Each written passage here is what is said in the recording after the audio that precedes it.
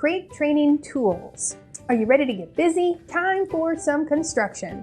Okay, no, we are not building any puppy pens, dens, or even a dog house.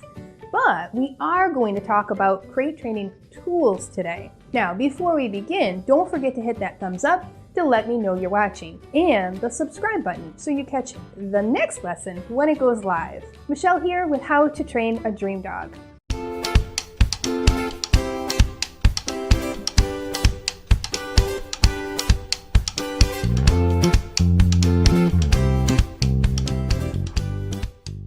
I get lots and lots of questions about crate training. Crate training is really one of the most important things we can do with our puppies, and not just for the early months and years. Crate training is a life skill. Whether it's travel or grooming or medical or just keeping your puppy safe while you're away from home. It's something we want our puppies to be comfortable with forever. I know, it's not always easy, but it is so worth it. My students always ask me, what can I do to make my puppy love their crate?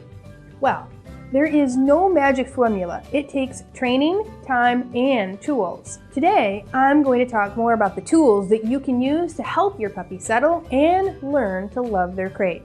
Remember that tools are only one part of the big puzzle. Training and time will also play a big role. You can learn more about those in my other crate training videos.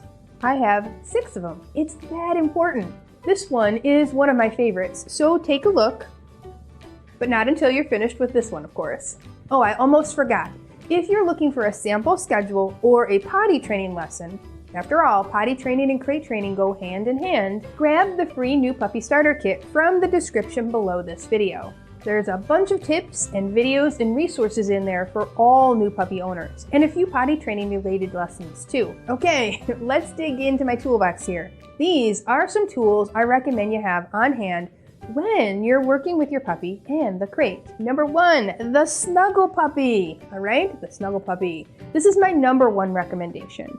Puppy parents in my Facebook group are always raving about it. If you don't believe me, just head into the group and do a quick search for Snuggle Puppy. The last time I did it, I got hundreds of posts.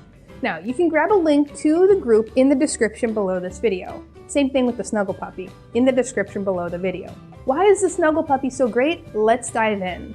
The Snuggle Puppy is great for young pups who have just left their mama and/or their litter mates. With a mechanical heart, inside, it can mimic the role that a mom or litter mates played. Now, if you can, try to use it from the first day you get your puppy. You're gonna get bonus points if you can rub it on the mama dog or have her sit with it for a little while before you bring it home. You can also make it smell like one of your puppy's favorite humans. This can further soothe your new pup. I like to use it for all naps and sleeping. Most people leave it in the crate, but if your pup wants to drag it around, lay with it outside of the crate, that's fine too. Now, here are a few tips to take care of your Snuggle Puppy. It is washable, but be sure to take out that heartbeat. First, remember that washing it might take away the smell of the mama dog too, so I caution you against getting too ambitious with your spring cleaning. But if your puppy accidentally had a potty accident on it, it could be a good idea.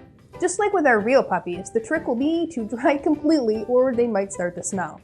Now, another tip on the Snuggle Puppy is to watch your real puppy carefully. Very young puppies who benefit a lot from this tool often are not chewing on things, so it's a double benefit. But if and when your puppy starts to chew, it's time to take it out. Here's a pro tip. You can put it on top of the crate and keep the heartbeat going. Your puppy's sonic sense of smell and hearing will still help him know it's there. The chewing is a real hazard, so better be safe than sorry, and take it out if you see those chompers starting to ramp up. Okay, it's time for the next tool. It's the DAP. The DAP. Dog Appeasing Pheromone. That's a lot of crazy complicated words, so let me break it down for you. Pheromones are chemicals capable of acting like hormones outside of the body, and they can be used to influence the behavior and mood of the receiving individual. Did I get your attention yet? Are you saying, sign me up for some of those pheromones? Well, believe it or not, they do work great for dogs too. There have been actual scientific studies that show that dog appeasing pheromones have been reported to reduce separation-induced anxiety, fear in puppies in a new environment, and anxiety stress during transportation. This pheromone comes in the form of a scent that dogs can smell or can influence them, but are undetectable to humans. These pheromones do take the edge off. It's not like Xanax or a magic pill. Oh, and it doesn't work instantaneously, but it does work, and many people report that some of the unwanted issues with crate training got even better when they began to use this and other tools. Dog appeasing pheromones come in the form of a collar, a spray, or a plug-in.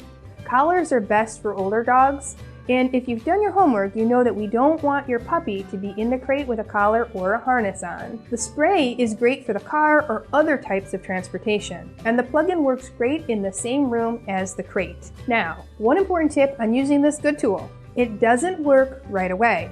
It needs to be going for some time to work. So plug it in as soon as your puppy comes home for the best results, or at the very least, don't expect magical improvements right away. All right. Time to reach into my toolbox and see what else there is. Next up, calming music. Does this sound silly? It's really a thing. Think of it this way.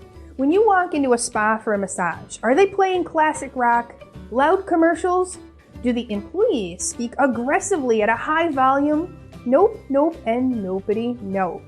Just like soothing music is helpful for human relaxation, doggy calming music is no different. Studies have shown that certain notes and tones can create a better mood with more peace and harmony in the brain, canine or human. Doggy calming music is also a form of white noise. It helps tune out some of the distractions and has been shown to really help calm pups. If you're putting your puppy in a crate in order to keep him safe when you leave the house, he might start to pick up on leaving sounds or returning sounds, or even sounds from your neighbors. This could be the garage door opening, the shoes getting out of the closet, the keys jingling, or even a car door slamming. This might get puppy excited in anticipation. The music can serve to muffle some of that and head off the anticipation a little bit better.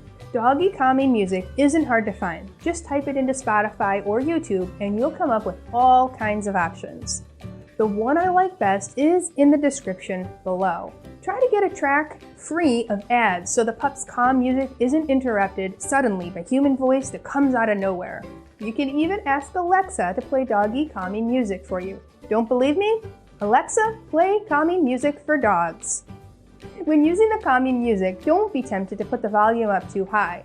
Pups have very sensitive hearing and can hear it just fine. And remember, just because you like the 80s doesn't mean your puppy will. Use specific doggy calming music, which is best. Remember the old myth of leaving the TV on for your puppy when you leave the house? Yeah, that's not really a thing we recommend. That poor dog is hearing all kinds of sounds that make no sense, and he has no way of seeing or smelling any other clues that will help him out. And oftentimes, other dogs barking on TV or doorbells ringing really set your pup off and start a bad barking habit that's hard to break without you there to work through it. Do yourself and your dog a favor and stick to the calming music for dogs.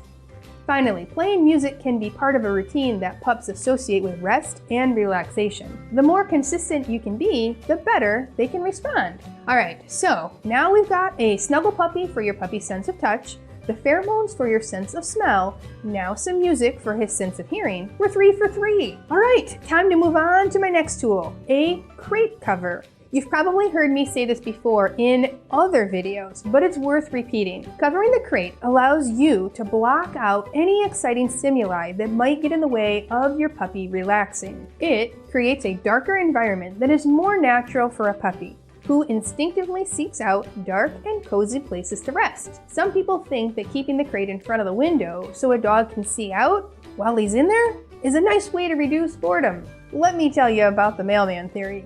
So, the mailman comes to your house each day, right? Dogs quickly learn the routine, and at first they bark out of excitement of the person stopping at their house. Soon, the excited barking turns to alert barking or even "get off my property" barking. Each day, the behavior becomes stronger and stronger, and your pup thinks their barking is making the mailman go away. Now, replace mailman with anyone walking by or even other animals hanging outside your window. So you see, covering is best. Oh, and don't forget that you need to put a board on top of the crate. That allows the cover to fall down off the sides, but not touch the sides of the crate. Curious pups might pull in the towel or the blanket or the sheet and chew on it. No can do, pupper. Just be sure to leave that back open for airflow.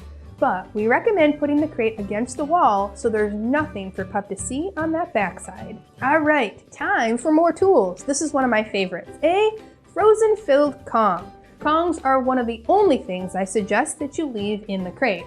Not only does this create a positive association with the crate, especially if you fill it with something yummy like I recommend in this video, but it gives your pups something to do. And the licking and the slow distribution of food can help calm them and keep them settled. Kongs are given during the daytime only. We don't put toys in the crate at night, especially not food-filled toys. Let's keep going. Another tool in your crate training is keeping them in the room at a good temperature so the pup is neither hot nor cold. This is going to involve a little trial and error. And of course, because our pups can't talk, it's hard for them to tell us how they're feeling. Just know that they are not as sensitive to temperature as we are, so they won't get as uncomfortable as quickly. In addition, dogs' natural body temperature is warmer than ours, so they typically can keep themselves warmer without blankets or additional heating elements. But you still want to be aware of the temp in the room. If you think it's too hot, you can use a fan, but point it at the wall, not at the puppy. If you think it's too cool, often you don't need anything because, like I said, pups run warmer than we do. But if you really need something, use a heating pad on low in the corner and outside of the crate. Pay close attention to those details I just said. Now, a heating pad on low outside the crate, only under one corner of the crate, and check on pup frequently. We do not want your pup getting too hot. Okay, just a few more tools that can help make the crate a super positive place. Make sure it's the right size. Too small and your pup won't get comfortable. Too big and it might become too much room to move around and keep that digestive system too active, prompting a potty accident. Wire crates have dividers that you can move as they grow. Plastic crates often have to be purchased anew as the pup grows. Watch your puppy carefully to see if his sleeping style might prompt one size over another. But for the best tips, watch this video on crate size that can tell you how to measure for the proper size. Okay, another tip for you that really isn't for the puppy, but it's really for you to help you out. It's a baby monitor. Yep, this is a great tool to keep an eye or ear or both on your puppy when you're in a different room. Believe it or not, we actually don't recommend keeping the crate in your bedroom. It can be noisy and make it hard for you to sleep, and your movements might keep your pup up too, thinking it's time to play and be let out of the crate. It's better if the crate stays in one place, on the same level as the potty door. And you can use a baby monitor or a pet camera to monitor what's going on in there. This is also a way to keep an eye on your puppy without going in and letting him know you're there. Some pet cameras or baby monitors have the feature where you can check in on your pup while you're away from home using an app on your phone. This might not be so great if you're an over-worried puppy parent, but it can give you some peace of mind. Just one final note about the crate. Many people ask me where they should put the crate. Like I said a moment ago, on the same floor as the potty door would be great since you'll be doing a lot of transitions out of the crate and directly to the potty spot. And you'll definitely want it on some kind of easy to clean floor, even if that means putting down a piece of linoleum on top of the carpet or the hardwoods. It's okay to have the crate in an active area of the house. After all, puppy really does need to learn that the crate means resting and relaxing, even if something is going on outside of it. But if it can be tucked away in a corner just a bit, you might find your puppy adjust to it a little bit faster. There's no perfect setup. You kind of have to evaluate the best you can do for your situation. Now, before I share the last few tips on crate training tools with you, be sure to hit that subscribe button if you're loving what you're hearing in today's lesson. All right, before I leave you, I just have a few things about crate training tools that I did not mention. I didn't mention them because I don't recommend them. Here's my short nope list. Bedding. No bedding in the crate. I've said it before and I'll say it again. Definitely not while potty training and chewing is going on. After chewing is long gone, usually around a year of age, you might be okay to add in a bed, but it's still a process that has to be supervised closely at first. Food and water. Now, you'd think that having access to food and water while you are gone is a good thing, but in fact, it's not so good to have it in the crate. Spills, playing with it, and keeping the bladder and bowels active all are consequences that we'd want to avoid. Pointing a crate to the window so the puppy can look at it and not be bored? Remember, this is not good, just like I mentioned earlier. Next time you go out with your friends who have a dog, you can impress them with that mailman theory you might have learned for the first time today. All right, stuffed toys or rope toys or squeaky toys. Nope, nope, and nope again. Those pose a danger of ingesting, and you'd be shocked at how expensive a vet visit is to have those things surgically removed. And lastly, another dog. What? Another dog in the crate? No, definitely no. This could create resource guarding over the space, could lead to a very serious medical issue for one or both of the dogs. I hear it all the time. Oh, my 2 dogs will be just fine sharing a crate. It's fine until it's not fine. Now, we don't have time for the true story about a student's dog that lost both eyes because it was in the crate with another dog. That's for another day. Just believe me on this one. I can't stress it enough. You cannot make your puppy love his crate with tools alone. We always want to put in the time that it takes to help our pups love their crate. And this means training games, fun activities, and playing in and around the crate. Now, specific training sessions set up for these activities are part of raising a puppy to be comfortable and content in their crate. But these tools are part of the process and can help you and your pup along the way. Now, if you're looking for help with the crate training process, we have you covered. Inside the online puppy training program we offer, called 30 Days to Puppy Perfection, we have a crate games lesson and a troubleshooting video to help you master crate training with your puppy once and for all. Now, in the comments below, tell me, which tool are you going to try first?